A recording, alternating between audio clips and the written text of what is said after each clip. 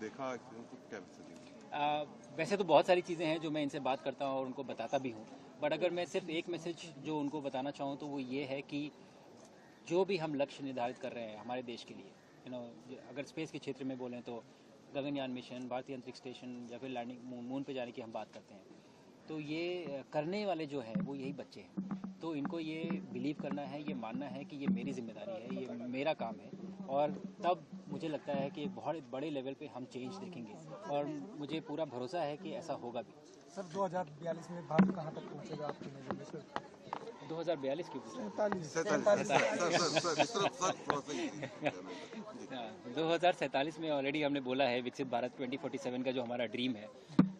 तो बहुत एक्साइटमेंट देखने को मिल रहा है मुझे, और बहुत अवेयरनेस जिसे कहता हूँ कि वो बढ़ाने की कोशिश भी की जा रही है हर तरफ से, सरकार की तरफ से भी, और बहुत सारे लोग भी जुड़े हुए हैं इसमें काम करने के लिए। तो मुझे लगता है अगर हम मेहनत करेंगे और इंटेंट भी हमारा ठीक होगा तो हमें किसी डेट की ज़रूरत नहीं है। मुझे लगता है हम उससे पहले भी ये मुकाम हासिल कर सकते हैं, बट उसके लिए हम सबको ये मानना पड़ेगा कि हम ये पहला तो कर सकते हैं और दूसरा करने वाले भी हम ही हैं, और कोई नहीं आएगा बाहर से करने के लिए। तो हर एक जो व्यक्ति है हमारे देश का, उसको ये भरोसा होना चाहिए, उसको ये मानना चाहिए कि एक तो ये होगा और ये करने वाला भी मैं हूँ। तभी मुझे लगता है कि हम 2047 क्या उससे पहले अपना ये जो ड्रीम है विकसित भारत का, ये हम अचीव करेंगे। राकेश शर्मा जी के बाद में links to you exactly the results, but what I can tell you that the results are very encouraging on station itself, and we have received, so all the experiments have come back to us in batches.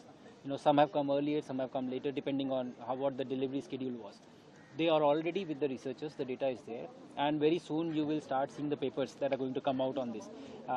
But like I said, the results are very encouraging, and that is really good for us.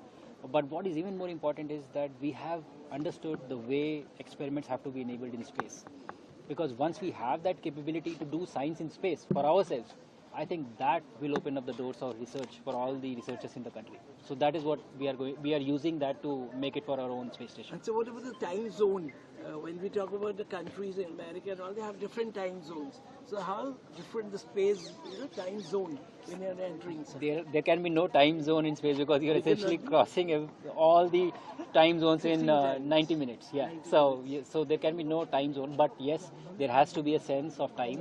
So GMT is followed on station, and you work according to a timetable, and you cannot base your daily cycle, circadian rhythm on the natural light, because it is not going to work for you. So we follow GMT there on the station. The first US astronaut came to India in 1969. He came to Bombay. Launch